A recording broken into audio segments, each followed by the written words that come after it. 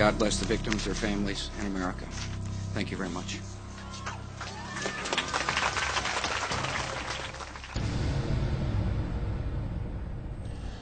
It's been said that all truth passes through three stages. The first stage being denial, the second stage being violent opposition, and the third stage being widespread acceptance as common knowledge. Well, as you view this documentary, keep in mind that people watching will probably fall into one of those three categories. One group of people will absolutely deny that what they're seeing could possibly be true. The second group of people will be violently opposed to this kind of information being released, and they'll do everything that they can to discredit the messenger rather than pay attention to the message. And yet there will probably be a third group of people that will sit back in their easy chair and say, I'm not surprised, I knew it all along. With this in mind, let's begin by playing a little word association. I'll say a word, and you think of the first word that comes to mind. Conspiracy theory is what most people think of. We've all been conditioned to associate the word theory with the word conspiracy, because after all, no conspiracies could possibly be true. They're all just theories, aren't they? Well, in the phrase conspiracy theory, there are two words. The first word, conspiracy. The second word is the active word, theory. By definition, a theory is a supposition, an idea, a concept, a hypothesis. Let me give you an example. In theory, if I purchase a raffle ticket, I could win a prize. Now, as long as I don't purchase a raffle ticket, my win is theoretical. But once you purchase a raffle ticket, the win is no longer a theory. It becomes a possibility. And the more raffle tickets you purchase, the more possible and eventually probable the win becomes.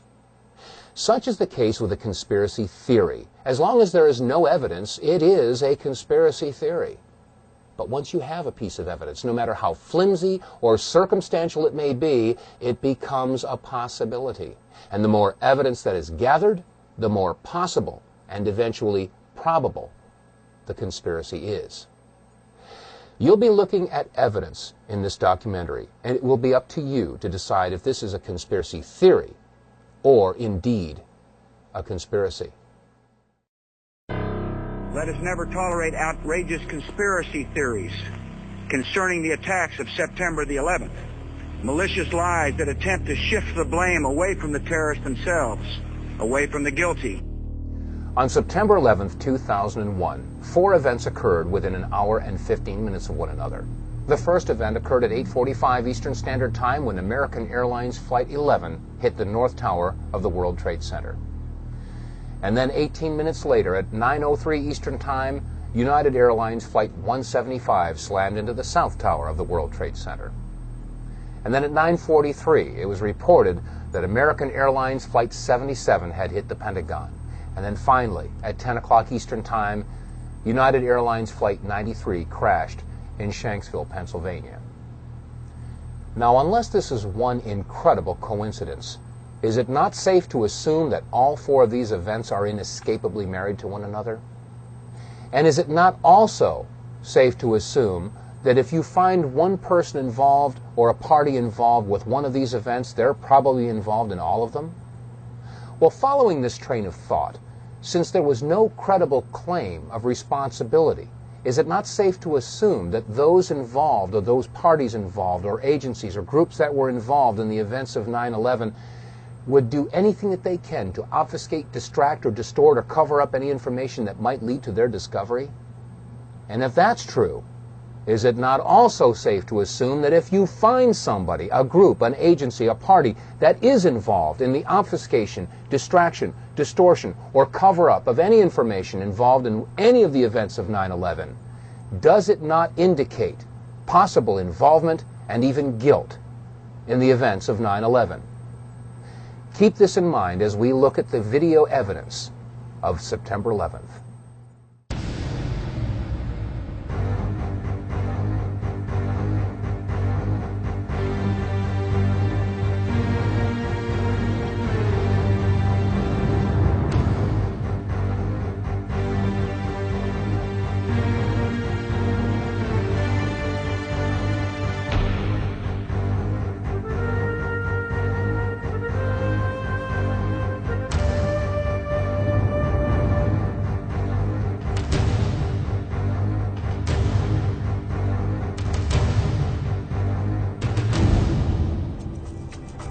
I mean, it was like a cruise missile with wings. Went right there and slammed right into the Pentagon. Huge explosion, a great ball of fire, smoke started billowing out. Shortly after September 11th, as what usually happens, many conspiracy theories began to emerge as to what really happened on September 11th of 2001. And because many of these theories were not grounded with any evidence, we didn't really pay too much attention to them. However, in February of 2002, my attention was drawn to the following website, entitled Hunt the Boeing, Test Your Perceptions. Now, the original website was completely in French and was released by the French and drew some very serious questions as to what had really happened at the Pentagon. I mean, after all, we had all seen the big hole that was created by the 757 that had slammed into the Pentagon at 9:43 on September 11th. But some of the photographs that were shown on this website raised very serious questions as to whether or not that's exactly what had happened. Some of these photographs showed a smaller hole, and in some cases showed that there was no way that a 757 could have created this damage. So we began our own investigation, and that started by taking a look at some of the magazines that we all saw at the supermarket checkout stands shortly after the events of September 11th. As I began pouring through the photographs, I had one goal in mind, and that was to prove the French wrong with their website Hunt the Boeing. After all, there must have been some photographic evidence that showed that a 757 had hit the Pentagon. But as we went through all these photographs, we could find no pictures whatsoever showing a tail, a nose, a fuselage, wings, engine, wheels, luggage, seats, nothing. There were no photographs showing any recognizable wreckage from a 757. Furthermore, when you look at the size of the hole at the Pentagon, it was approximately 65 feet across, and the height of the Pentagon is approximately 73 feet. From wingtip to wingtip, a 757 is 124 feet 10 inches. From nose to tail, a 757 is 155 feet and 3 inches in length, and the height is 44 feet and 6 inches. However, when you look at the hole at the Pentagon, you'll find that it's only approximately 65 feet across. How does a plane of those dimensions fit into a hole only 65 feet across? Upon further inspection, we found that the damage at the Pentagon was completely and totally inconsistent with the damage of the planes that had hit the World Trade Center. I mean, after all, the planes that hit the Trade Center created a fire so intense that it fatigued the steel and collapsed the buildings, or so that's what we were told. And yet, when you look at the left side of the Pentagon, you'll note that there is very little, if any, smoke damage or heat damage at all. On the third floor, it's very plain to see a file cabinet with a computer monitor. Neither of them are damaged. On the second floor, you can see a wooden desk. It hasn't burned. And on the first floor, a very curious sight indeed, a wooden stool with a book that is laying and open. The pages aren't even singed.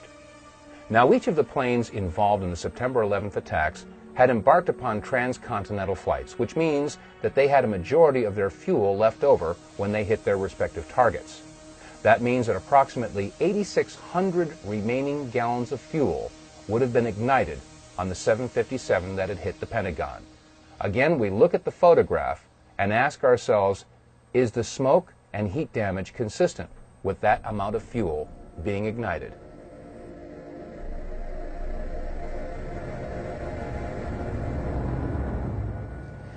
Ms. Therese Sagnier, a certified environmental specialist and a member of the Environmental Assessors Association, sent us the following letter after a brief conversation we had on the telephone. She had said to us that the amount of fuel that would have been left in the aircraft that had hit the Pentagon would basically have reduced that section of the Pentagon to rubble and would have burned for days. And that 8,600 gallons of fuel had a BTU rate of 86 million. She also stated that looking at the total weight of this aircraft in conjunction with its velocity, the Pentagon should have been reduced to the thickness of a pancake. Also, the fuel spill of 8,600 gallons would have posed a very large soil removal and disposal project, since the contaminated soil will be considered hazardous waste under Title 40 of the Code of Federal Regulations. Another interesting question that is raised is in the photographs of the collapsed area of the Pentagon. If you'll note the upper floor and roof area, it appears that that area simply collapsed and does not show any impact damage from a tail section that was over 43 feet in height. How could a 757 slam into the Pentagon and not have an impact area where the tail section would have hit the upper floors? Shortly after these questions were raised and the topic was open for discussion on our radio show, The Power Hour, these 5 frames were released from a security camera at the Pentagon. The only problem is that the release of these 5 photographs seemed to raise more questions than they answered. First of all, why was the date incorrect in the lower left corner of the screen? Second of all, they really didn't show that there was a 757 that had hit the Pentagon. And thirdly, many people asked, is this the only security camera that was on at the Pentagon? The Pentagon. This is the nerve center for the United States military, supposedly the most secure building in the country. And this is the only video footage that was available of the most heinous attack ever recorded at the Pentagon? Where were all the other security cameras aimed? What about the security cameras that were on in the hallways at the Pentagon? Every inch of the Pentagon is under video surveillance. Where are those video cameras? We also had a report about a gas station whose video camera was pointed in the exact direction where the 757 would have hit the Pentagon. Shortly after the event, it was reported that federal officials showed up at that gas station and confiscated that footage.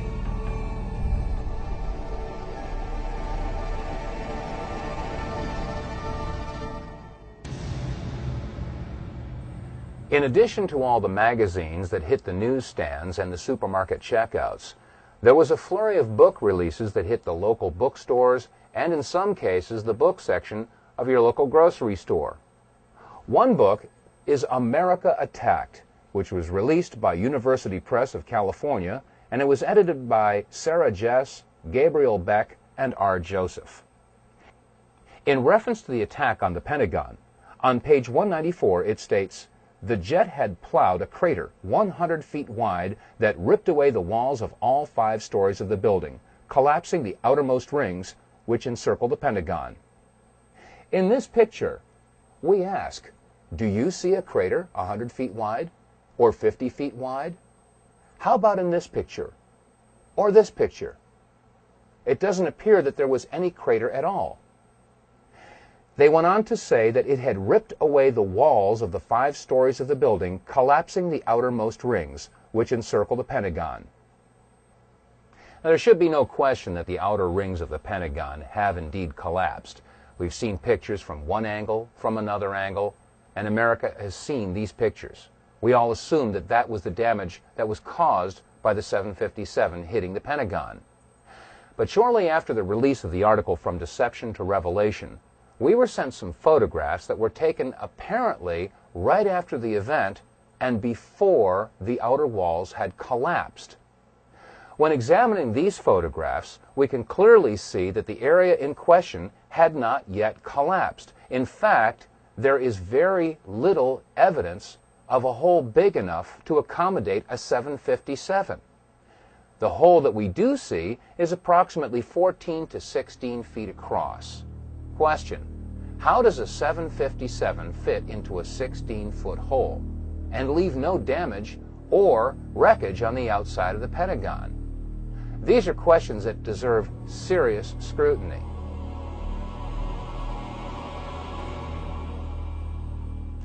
Let's take a look at some of the photographs that were taken before the outer wall of the Pentagon collapsed. In this first photograph, we can see the firefighters pulling the hoses away from the fire truck. In the foreground, we can see wire spools that were left on the front lawn of the Pentagon. After all, this section of the Pentagon was under renovation. We'll use these wire spools as reference points. Also, to the right of those wire spools and on the face of the Pentagon, we can see that some concrete facing has broken away. We'll also use this as a reference point as we examine these photographs. Now, to the left of that area where the facing has broken off, we can clearly see that the Pentagon has not yet collapsed. There are some flaming areas, and that area appears to be the only section where there is a hole approximately 14 to 16 feet. Question: how does a 757 fit into a 16-foot hole and leave no wreckage on the front of the building? We can also see that the roof of the building does show fatigue, but has not yet collapsed. In this photograph, an astonished onlooker sees exactly what we're seeing. The Pentagon had not yet collapsed. And again, there is no sign of any wreckage whatsoever. No tail, no fuselage, no wings, no wheels, no engines, no seats, no luggage, nothing on the outside of the Pentagon. Pentagon roofline is clearly visible, and again, it is under fatigue, but it had not yet collapsed. As we examine this next photograph, let's take a good close look at the lower left corner. You'll see engine 331 from the Metropolitan Washington Airport Authority, and we contacted the fire chief from this engine company. Chief Plower agreed to come on our radio show along with 2 of his firefighters, but 1 hour before airtime, they canceled. We were told that the 2 firefighters had been placed on indefinite leave. When we look at this photograph, we can see that the fire retardant foam is being sprayed on the front of the Pentagon, and again, the area in question had not yet collapsed. And you can see, right in the center of the photograph, a big area where some of the concrete facing has broken away, and it appears that this is the only major hole in the front of the Pentagon. Again, is this hole big enough to accommodate a 757? And where is the wreckage? In this photograph, we again see engine 331 and fire retardant foam being sprayed on the front of the Pentagon. Note clearly, in the center of the photograph, we see the upper floors of the Pentagon, again, yet to collapse. But also notice that there does not appear to be any damage to these upper floors. Question: if the height of the Boeing 757 was 44 feet 6 inches, there should have been some point of impact in these upper floors, and yet when we look at these pictures, there doesn't appear to be any impact whatsoever in the area where the tail should have hit. And again, there is no wreckage visible on the front of the lawn. Now, while these photographs were being taken, videographers from several different networks were on the scene to capture the firefighters in action as they battled the blazes at the front of the Pentagon. Jim Angle is joining us now from Washington. Jim, what can you tell us about that fire outside the Pentagon? Jim Angle, are you with us? I can tell you first that the roads around the White House, the streets around the White House, were blocked seconds ago. Members of the Uniform Division of the Secret Service ran out to intersections and started diverting traffic. There are emergency vehicles on almost every block around the White House. The road south of the White House has also been blocked. And as you know, the White House is being evacuated. Federal employees are standing on the street corners in and around the White House, having left the building for fear of another attack. As you come into Washington from Virginia, about 2 miles from the Pentagon, you can see the smoke billowing up from the building. Huge clouds of smoke, so much so that commuters coming into town have pulled over to the side of a busy freeway, what is ordinarily a busy freeway, and are sitting, watching in amazement as the symbol of the United States Defense Establishment goes up in smoke. So there is an amazement all over Washington. People are not sure what to think. You've got a lot of federal employees standing around in this area watching as the streets are blocked off and emergency vehicles rush to and fro. We're not sure what they are up to, but clearly there is concern about the safety of the White House and the surrounding buildings. John. Jim, do you know anything about what kind of plane? Be advised, there's floor collapse, structural integrity is compromised. I'll give you a report so we can all get the area.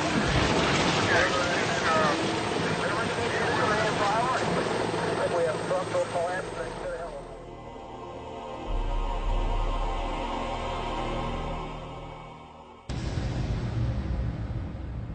question. What could have caused this type of damage? What could have caused a 14 to 16 foot hole and pierced 3 of the rings of the Pentagon? Keep in mind that each ring of the Pentagon has an outer and inner wall, each wall approximately 18 inches thick of steel reinforced concrete. That means that each ring consisted of 36 inches or 3 feet of steel reinforced concrete for a total of approximately 9 feet of steel reinforced concrete. Question: could a 757 have pierced 9 feet of steel reinforced concrete and left a 14 to 16 foot hole and no wreckage? If not, what could have created that type of damage? On our radio program, The Power Hour, we have a lot of veterans and military experts that listen in, and many have called up and agreed that it could not have been a 757 that created that damage, but in fact had to be something else altogether. What could have caused that damage? Some call it a bunker buster or a missile. Now, as this controversy percolated through the year 2002, in January of 2003, the entire issue was resurrected when the American Society of Civil Engineers released a report entitled The Pentagon Building Performance Report. The announcement was made on CNN, and they showed an animated video that illustrated how the 757 slammed into the Pentagon and took out 50 support columns. Let's take another look at this computer-generated animation from the American Society of Civil Engineers at Purdue. And as we look at this plane, ask yourself this question: what significant information was overlooked in this computer graphic model from the American Society of Civil Engineers? Well, first of all, the 18.5-inch steel reinforced concrete exterior wall of the Pentagon was omitted. Second of all, you'll note that when the tail section enters the Pentagon, it remains intact. How is it possible that the tail section, over 40 feet in height, would have remained intact as it entered the Pentagon and left no entry point, as is seen in this photograph? Thirdly, and probably the most significant omission of all, is that the engines are missing in this computer graphic model. Despite these omissions, the American Society of Civil Engineers claimed that the plane took out 50 support columns as it entered the Pentagon. When we again look at these photographs, I ask, do you see support columns that have been destroyed? Which support columns were destroyed? How could it possibly be that the American Society of Civil Engineers could release such a report when the photographs clearly show that the entire report is in question? Now let's look at a computer-generated animation that was broadcast on the National Geographic television program Seconds from Disaster, in which they dealt with the attack on the Pentagon on September 11th. In this computer-generated animation, they show that the wings broke off before the plane entered the first ring. Question: if the plane's wings broke off, then why didn't we see any wing parts in the photographs that we examined earlier? Furthermore, in this computer-generated animation, it clearly shows the plane almost completely disintegrating as it passes through the first ring. Question: how could it have continued along its path and pierced another 7.5 feet of steel-reinforced concrete, piercing the second and third rings of the Pentagon, and leave this hole? You can't have it both ways.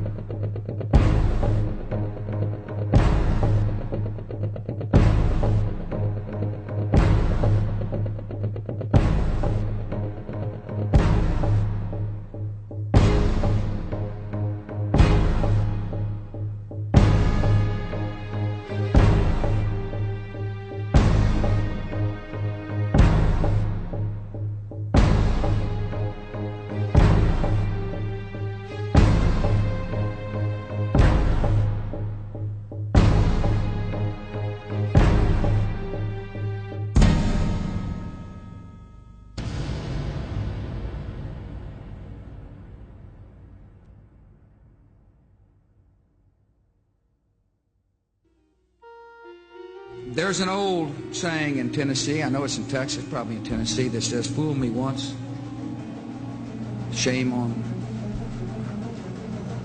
you." It fooled me, we can't get fooled again. You know, there are those that see these pictures and hear this information for the first time, and they inevitably ask the question, well, if the plane didn't hit the Pentagon, where did it go? The answer is, I don't know where it went.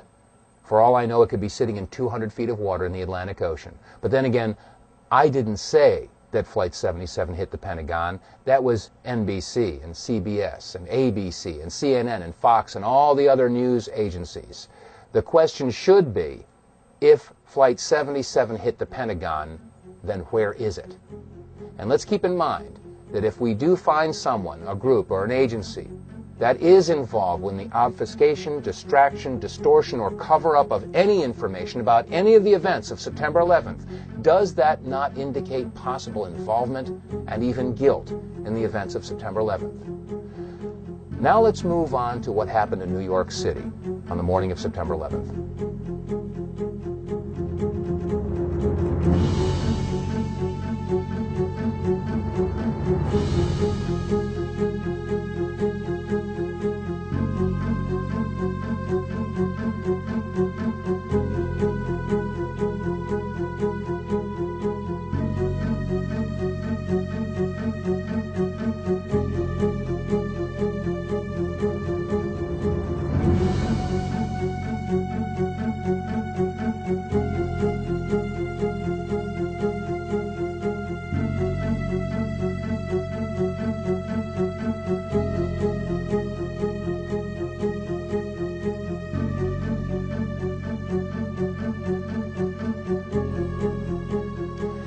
These are just a few of the images that are indelibly etched in the minds of every man and woman on the face of this planet that happened to be near a television set on the morning of September 11th of 2001.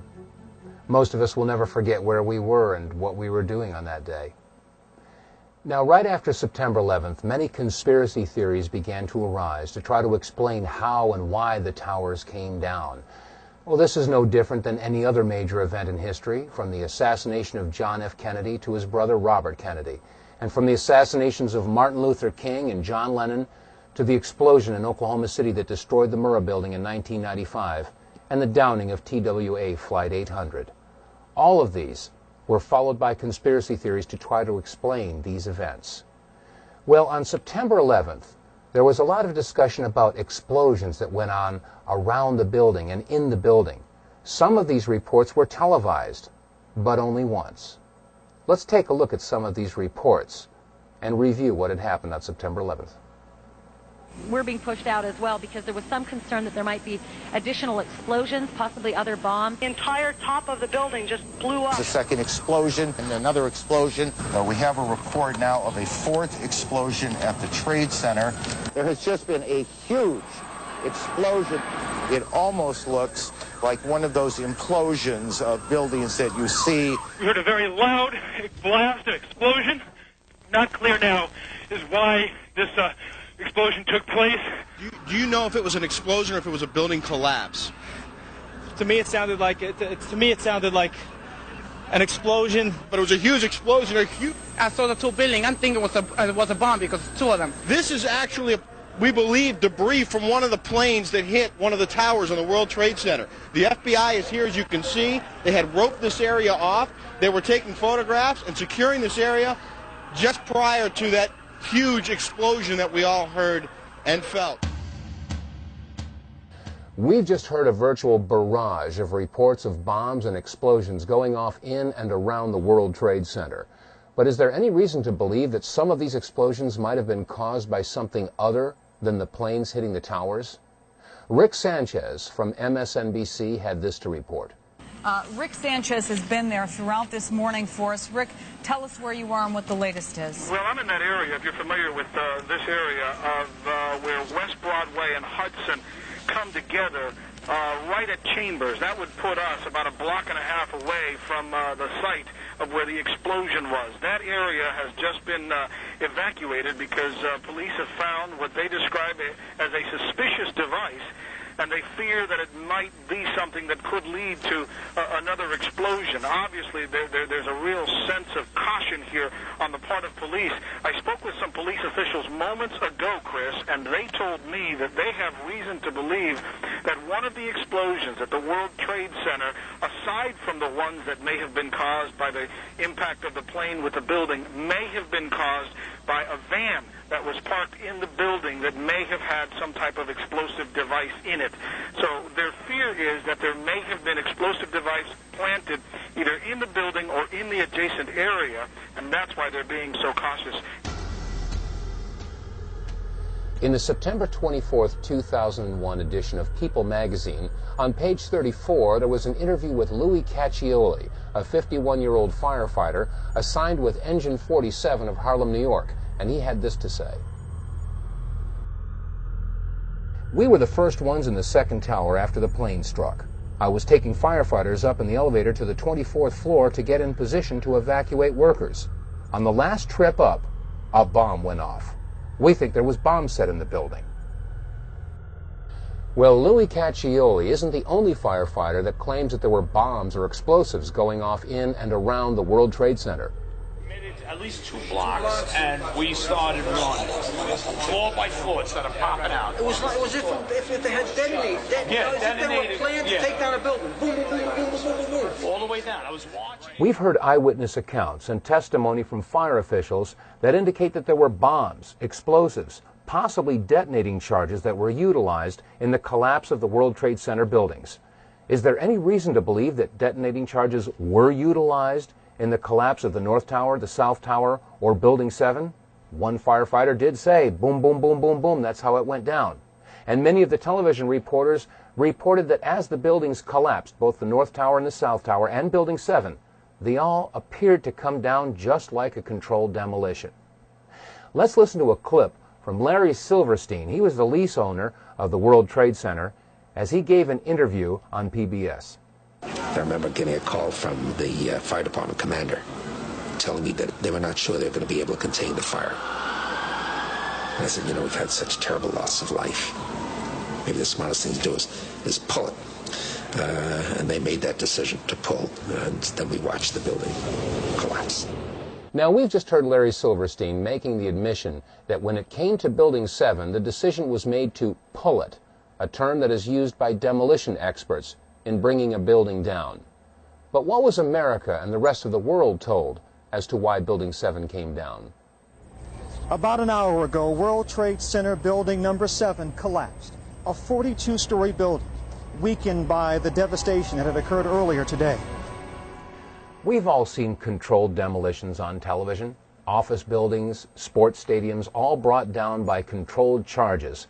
And these charges and controlled demolitions take weeks of planning.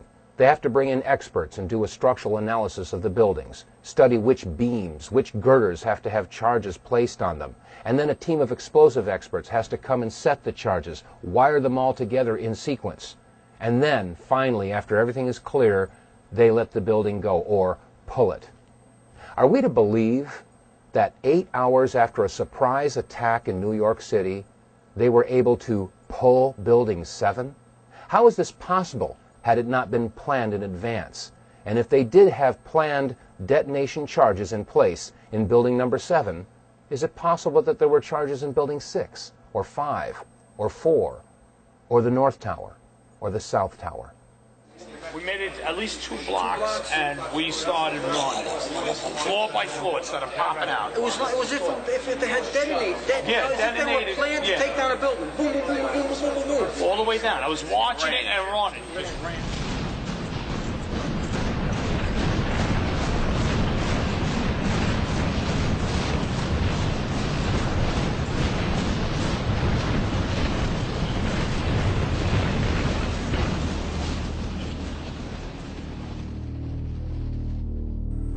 Ladies and gentlemen, so far we've seen that we were deceived, if not flat out lied to, about many of the events of September 11th.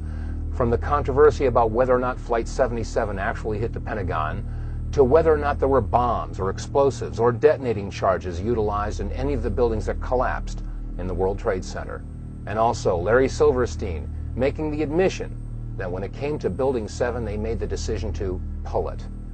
And now we come to the main events of September 11th, North and South Towers being hit by airliners that were supposedly hijacked by terrorists.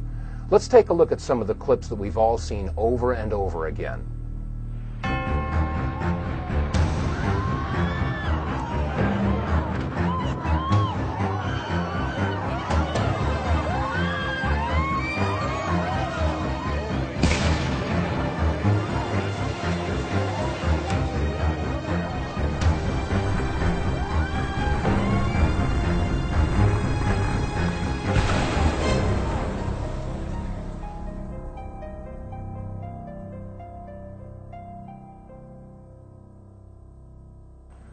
On April 15th of 2004, we received a news release that alerted us to a website that was entitled www.letsroll911.org. Phil Jahan, the webmaster for this website, had taken the video clips that you've just seen and slowed them down and examined them frame by frame, and what he found was astounding. There are several different anomalies that need to be examined and questioned. First of all, what is attached to the bottom of the plane that hit the South Tower? And second of all, what is that brief flash that occurs just as the plane makes impact? Now, when we first looked at this video footage, I said to myself, well, this video footage could very well be manipulated. So I wanted to check it out myself. Well, we went and found the DVD that we had purchased shortly after September 11th entitled America Remembers. This was directly from CNN. We took this DVD and put it in our machine and examined the very clip that you've just seen. Let's take a look at it. Let's take another look at this clip in slow motion, but before we do, keep in mind that sometimes the best place to hide something is in plain sight. We've all seen this video clip, and there have been many publications that have taken frames from this video and published them in hundreds of magazines. Here's an example. On page 3, a full-size blow-up of this picture. And in this magazine, it was published on page 4. And on the back of this book that we discussed earlier, it's on the back cover. I suggest you all take a copy of your magazines and books, and if you have the video footage, take a good hard look. We've all got this. Now let's take a look at this in slow motion. As the plane approaches the South Tower, notice carefully the belly of the plane. There appears to be something attached, and just as it hits the building, there's a flash. Let's take another look in super slow motion.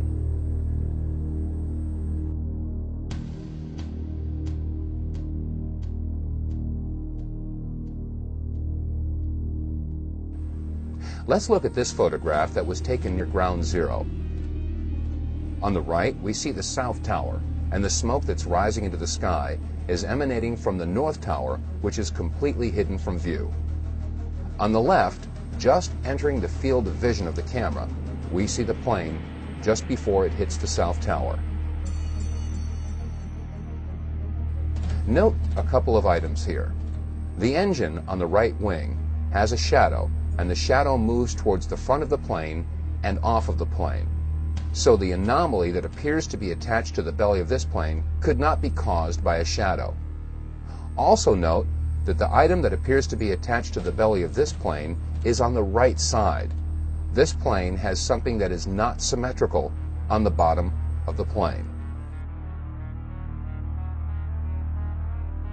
When we compare that with the bottom of a regular 767, we'll note that a normal 767 has a belly that is smooth. This plane does not.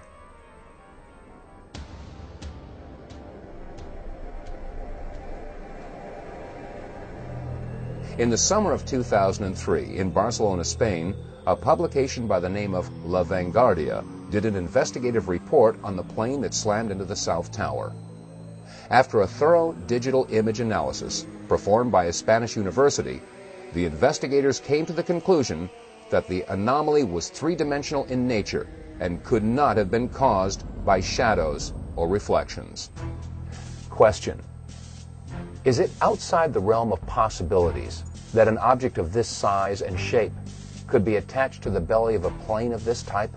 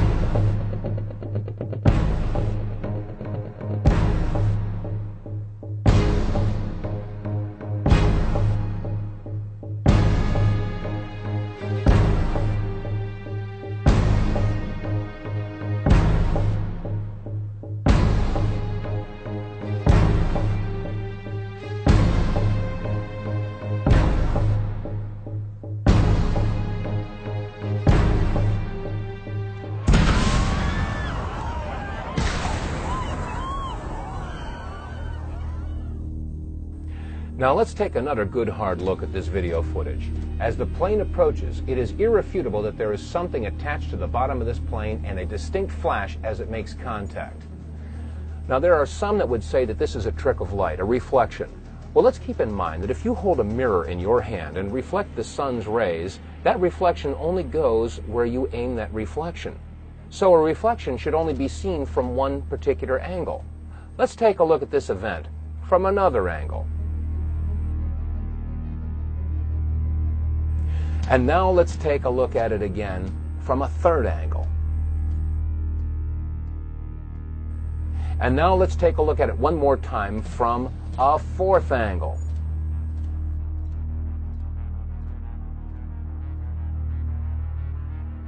Ladies and gentlemen, you've just seen a very interesting event indeed. Not recorded by one, but recorded by 4 different cameras from 4 different angles. There can be no doubt that this is not the result of a reflection of any sort, but in fact was a flash caused by an explosion, a detonation, a missile. Something happened that was not a terrorist with a box cutter. Let's take another look at the object attached to the belly of this plane and ask yourself this question: could something this big have gone unnoticed by the passengers, the crew, the baggage handlers, the service personnel at a commercial airport? The obvious answer is no, it would have been noticed. Which raises the question, where did this plane take off from? And was it in fact a commercial airliner at all? That was not American Airlines! That was not an American Airlines! The plane was a larger plane. It did look as large but it did look like and dove to the other side and crashed right in. An explosion was so terrific it looked like it had dynamite in it. The ball of fire that came flying out of that one was even worse than the first one. And we were standing there and I said, I can't believe this. And sure enough, there it was, another plane. The plane wasn't no airline or anything. It was a twin-engine, big gray plane. Mark Bernbach, a Fox employee, is on the phone with us. Mark witnessed this from what we understand. Mark, were you close enough to be able to see any markings on the airplane? Hi, gentlemen. How you doing? Yeah, there was definitely a blue logo. It was like a circular logo on the front of the plane, towards the definitely towards the front. It definitely did not look like a commercial plane. I didn't see any windows on the sides, and definitely very low. And I'm completely panicked. I'm you're freaking out. I cannot believe what I just saw. We are all shaken by this. We are watching the video now back live, but the upper floors of the World Trade Center in Manhattan in flames now after apparently 2 large airplanes. We're talking about jetliners here, slammed into the sides right around 9 o'clock this morning. Mark, if what you say is true, those could be cargo planes or something like that. You said you didn't see any windows in the side? I didn't see any windows in the sides. I saw the plane flying low. I was probably like a block away from the subway in Brooklyn, and that plane came down very low. And again, it was not a normal flight that I've ever seen at an airport. It was a plane that had a blue logo on the front, and it did not look like it belonged in this area. We've just heard Mark Bernbach describe what he saw on September 11th of 2001 when he worked for the Fox News Network. Well, we spoke with Mr. Bernbach in September of 2004, and he stands by his story. Now let's take another look at the clip where the woman screams, "That was not an American Airlines." There are those that would try to say that we've dubbed in the voice or somehow altered the sound portion of this video clip. This time, watch carefully the woman on the right half of the screen. That was not American Airlines. That was not American Airlines. That was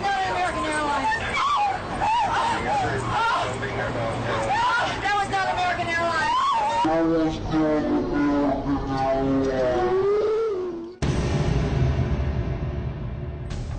Now, we've just heard testimony that refutes the official report that a commercial airliner hit the World Trade Center. Well, if it wasn't a commercial airliner, it would have to be either a private or a military aircraft, and I think we can rule out private aircraft. I didn't see any windows on the sides. I saw the plane flying low. I was probably... It wasn't no airline or anything. It was a twin-engine, big gray plane. Now, if this was a military plane, that would explain the possibility that there was something mounted on the belly of the plane.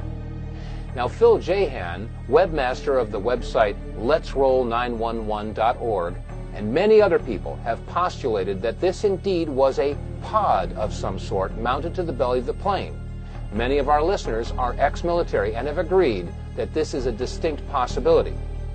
When you couple this with the mysterious flash that occurs on the side of the World Trade Center just as the plane makes contact, I think we can probably agree that there was some sort of an incendiary or an explosive that would serve as a match to ignite the enormous amount of fuel that would be dispersed as soon as the plane hit the building.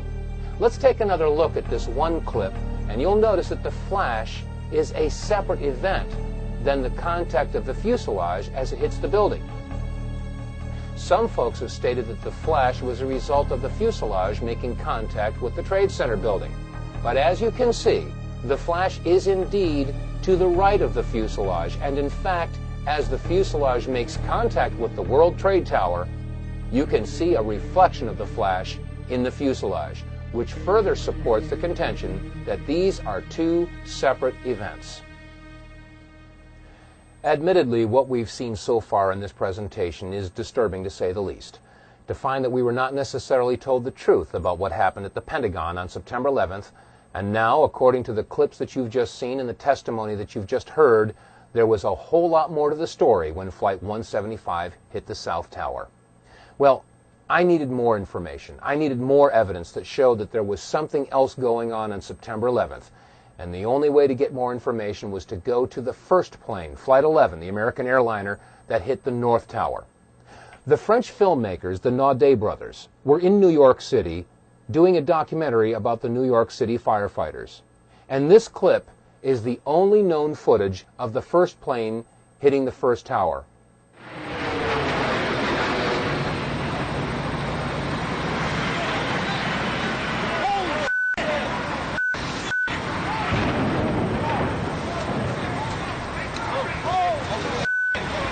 Let's take another look at this video clip, this time in slow motion.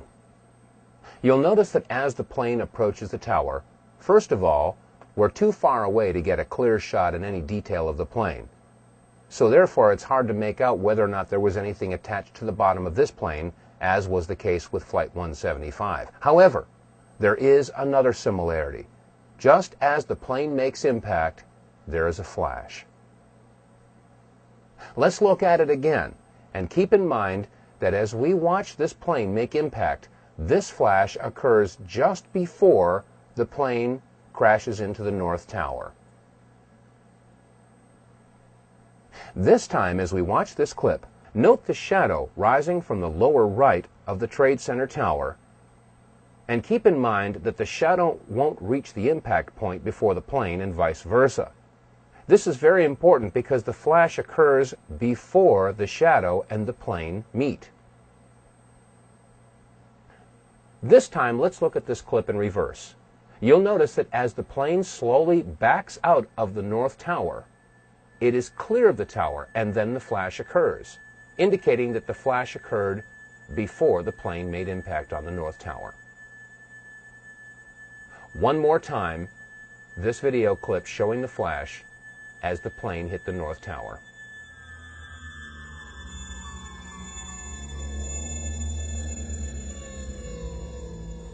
Now, this video clip that we've just examined came again from the Naudet brothers documentary that was being filmed in the streets of New York City on the morning of September 11th. This documentary about the New York City firefighters was going to be assembled at a later date, and it was not televised. In fact, there was no live coverage at all of Flight 11 as it hit the North Tower. After all, it was a surprise attack. So if there was no live television coverage of the first plane hitting the first tower, how do we explain the following comment from George Walker Bush? What was the first thing that went through your head when you heard that a plane crashed into the first? Well, I was sitting in a schoolhouse in Florida. I'd gone down to tell my little brother what to do, and you can go ahead and sit down. Just kidding, Jeb. And it's the mother in me. Anyway, I was sitting there, and my chief of staff, well, first of all, when we walked in the classroom, I had seen this plane fly into the first building. There was a TV set on, and you know, I thought it was pilot error. You know, right off the bat, there will probably be some folks out there that will try to minimize or negate what we've discussed in this program and turn it into some sort of a political football. They'll say we're left-wingers, or we're Democrat, liberal types, and we're Bush bashing. Nothing could be farther from the truth. Let's not forget that it was under the Clinton administration that we launched a missile attack in Afghanistan and Sudan to destroy what turned out to be an aspirin factory because they had bad intel that they were manufacturing chemicals. It's happening again, folks. It has nothing to do with liberal versus conservative, or Democrat versus Republican, or right versus left. It has everything to do with right versus wrong. On September 11th, it was reported that the passengers of Flight 93 were in the process of overcoming terrorists who had taken over the plane using box cutters. And in the process, the plane crashed in a field in Shanksville, Pennsylvania at 10 o'clock a.m. Eastern Standard Time. Well, if Flight 93 crashed in Shanksville at 10 o'clock Eastern Time, how do we explain the following story that was carried by WCPO-TV Channel 9 in Cincinnati, Ohio? This story was posted on the internet at 11:43 a.m. Eastern Time by web producer Liz Foreman. The headline reads, "Plane lands in Cleveland, bomb feared aboard. A Boeing 767 out of Boston made an emergency landing Tuesday at Cleveland Hopkins International Airport due to concerns that it may have a bomb aboard," said Mayor Michael R. White. United identified the plane as Flight 93. If United Airlines Flight 93 crashed at 10 o'clock Eastern Standard Time in Shanksville, Pennsylvania, then how could Flight 93 also have landed at Cleveland Hopkins International Airport, been evacuated, and searched for a bomb, as was reported at 11:43 Eastern Time by Liz Foreman from WCPO-TV in Cincinnati? Which flight was the real Flight 93? Which flight crashed in Shanksville, Pennsylvania?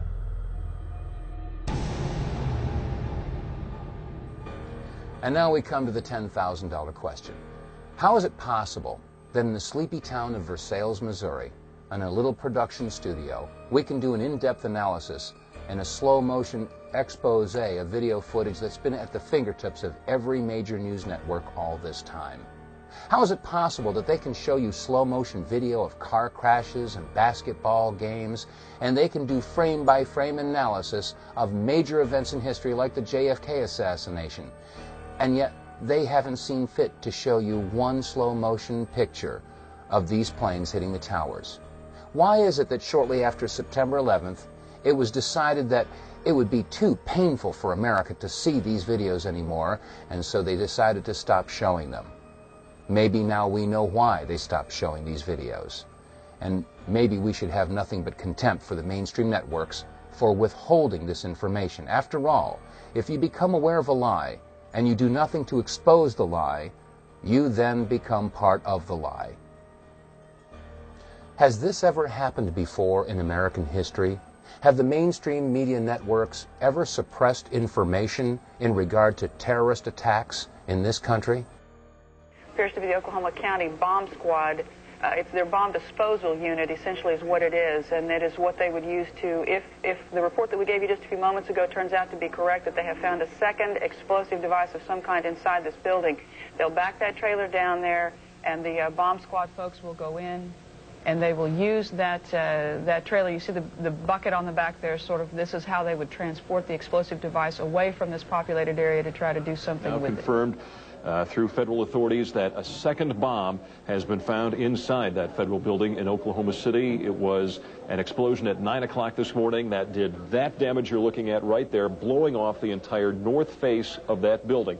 Again, you're looking at the north face there. A second bomb was found on the east side of that building. A bomb squad is on the scene. That second bomb has not exploded. We don't know quite the status yet, if they've managed to defuse it, but it has been confirmed that a second bomb was found on the east side of that building. I just took a look down the street at the Morrow building again. I see another bomb truck going, so apparently they're going to try to get out that third bomb that's been talked about. Still a lot of activity around the Morrow building. Security concerns that another one still might go off. That's what everybody's worried about. At the present time, the medical teams downtown are unable to get into the wreckage to retrieve more of the injured because of the presence of other bombs in the area. I've been told by the police department that just as soon as those bombs are defused, they will permit the medical teams to enter. Just for a second, we want to update our audience that the Justice Department is reporting that a second explosive device has been found in the A.P. Murrah building in downtown Oklahoma City.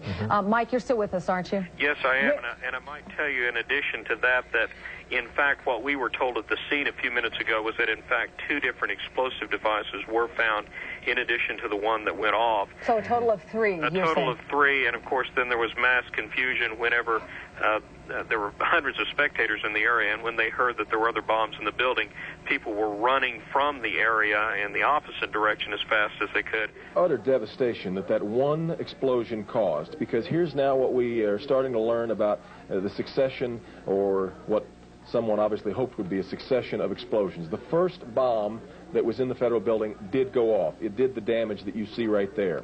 The second explosive was found and diffused. The third explosive that was found, and they are working on right now as we speak, I understand, both the second and third explosives, if you can imagine this, were larger than the first. So try to imagine 2- or 3-fold happening what we've already seen there. It is just incredible to think that there was that much heavy artillery that was somehow moved into the downtown Oklahoma City. President Clinton just called Frank Keating, Governor Frank Keating, and he says that 3 FBI anti-terrorist teams are en route to Oklahoma City. Right now, they are saying that this is the work of a sophisticated group.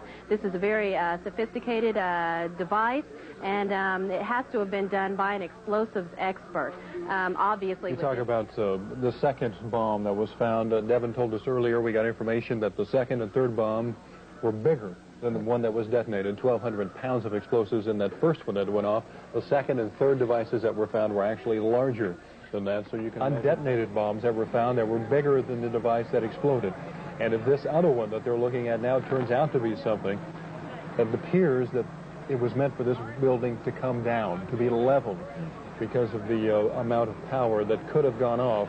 Only one explosion, it was obviously tragic enough, but there were more bombs set to go off, according to ATF officials. The question is, why that building? And was it Waco? Is it Nation of Islam? We should find out an awful lot when the bombs are taken apart. I think it was a great stroke of luck. As you're mentioning, it's hard to talk about luck on a day like today in Oklahoma City, but it was a great stroke of luck that we actually have got diffused bombs. It's through the bomb material that we will be able to track down who committed this atrocity. I'm sure many of you were shocked after seeing these clips that you've just seen that were taken from local affiliate stations in Oklahoma City right after the bombing. Many of us never heard about the discovery of a second bomb and a third bomb and the retrieval of a bomb and the statement that we actually have got diffused bombs. This information was suppressed. It was kept from the American people. Why? How many pieces of evidence do we need to prove that there is a conspiracy? In regard to September 11th, we discussed Flight 77. Did it hit the Pentagon? How could it have hit the Pentagon and left a 16-foot hole and no wreckage? And then when it came to Building 7, we have Larry Silverstein making the statement that they decided to pull it, indicating that there could have been demolition charges. And we couple that with the firefighters who were interviewed and stated that it was like demolition charges going off. And then there was the anomaly that was attached to the bottom of Flight 175, or so we thought, Flight 175, hitting the South Tower. The mysterious flash as it made contact, caught not by one, or by two, or by three, but by 4 different cameras. And then there's the analysis of the North Tower and the mysterious flash of that flight slamming into the building. How many pieces of evidence do we need before America and the world recognizes that there is a conspiracy? And now we come to the most important question of all, and that is, who do we trust? The questions raised in this video documentary are admittedly terrifying, but the answers may be even more terrifying.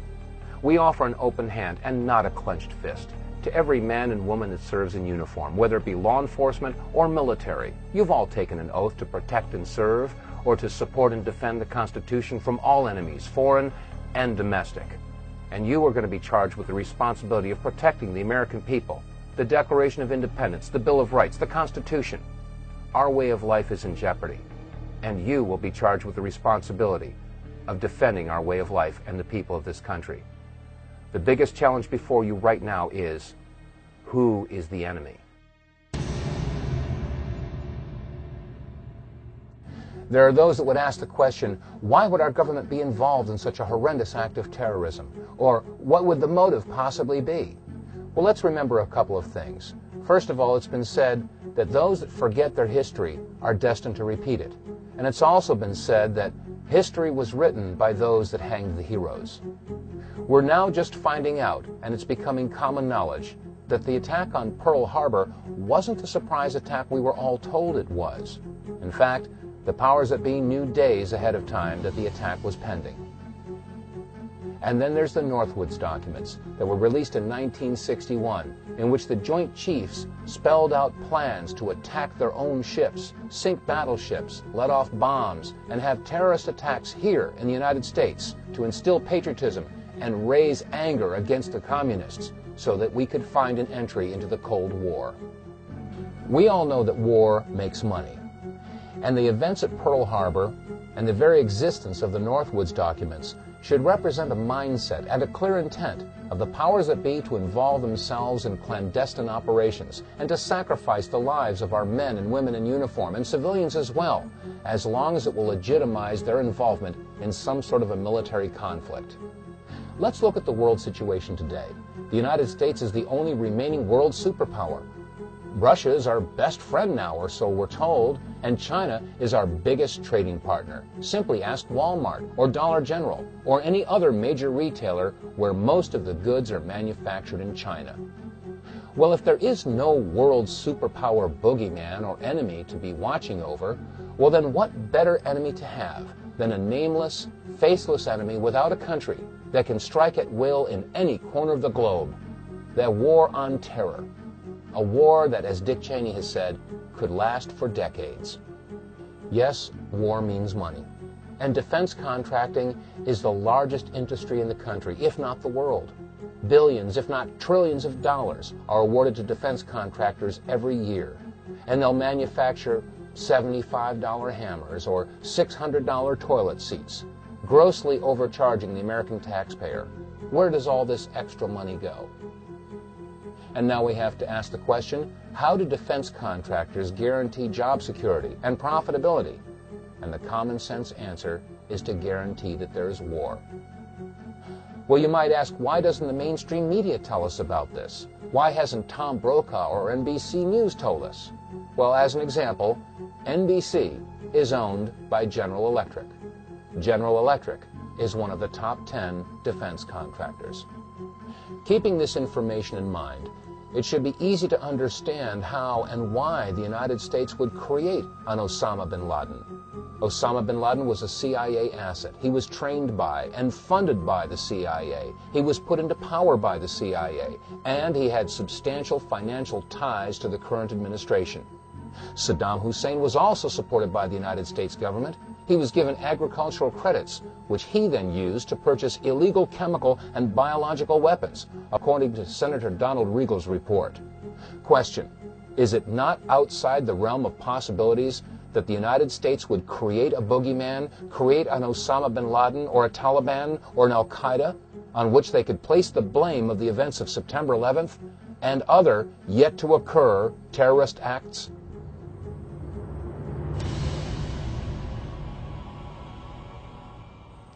In the beginning of this program, we played word association, if you recall. The term was conspiracy theory.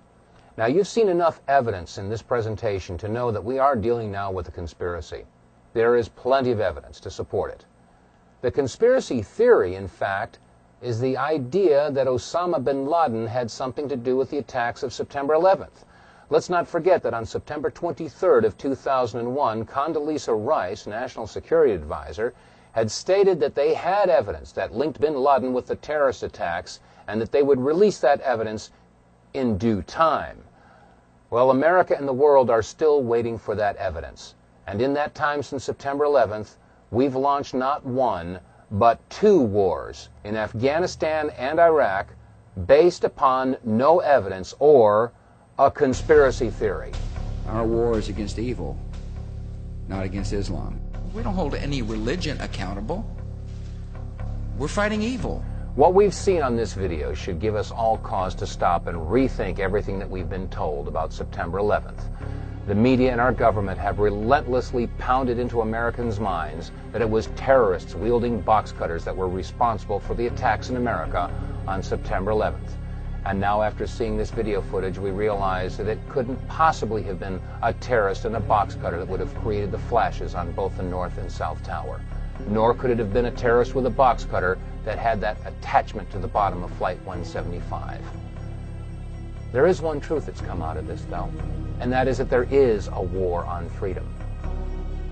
But the war on freedom isn't being waged by those that they say it is. After all, how many of your freedoms have been legislated away by Osama bin Laden or the Taliban or Al-Qaeda or Saddam Hussein? The answer is none. Your freedoms have been legislated away by the very people who take oaths to defend your freedoms. Republicans and Democrats alike. Your Congress, your Senate, your President. There is a war on freedom. And now, thanks to the Homeland Security Bill, the Patriot Act, the Terrorist Bill, the Model States Emergency Health Powers Act, we have thumb scanners and retina scans and face recognition, metal detectors. At the airports, we have body scans and body cavity searches. Yes, there is a war on freedom. And let's not forget what George Bush had said in regard to conspiracy theories. Let us never tolerate outrageous conspiracy theories concerning the attacks of September the 11th, malicious lies that attempt to shift the blame away from the terrorists themselves, away from the guilty. Every nation in every region now has a decision to make. Either you are with us or you are with the terrorists. Much calmer situation and a much better evacuation. And these people. My son was murdered! Let's ask some real questions. Is that unfair? And what about the bunker? You didn't ask him about the bunker, the Office of Emergency Management bunker on fire? We are getting ready for the next panel. Remember this. Your government funded and trained Al-Qaeda. Repeat it again. Your government funded and trained Al-Qaeda. And now I ask all of America and the people of the world, where's your line in the sand?